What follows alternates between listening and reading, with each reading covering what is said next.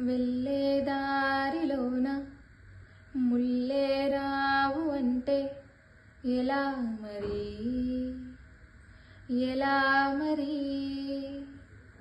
నిన్నే దాటుకుంటూ నువ్వే సాగిపోతూ పదా మరి, అదే దరి. జవాబులేని ప్రశ్నే ఉంటుందా?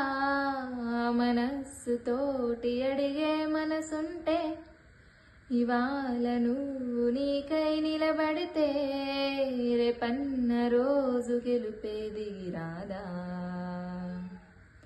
ఒక నవ్వుతో మొదలెడదాం రోజుని, ఆ హాయిలో మరిచేద్దాం బాధని. ఒక నవ్వుతో మొదలెడదాం.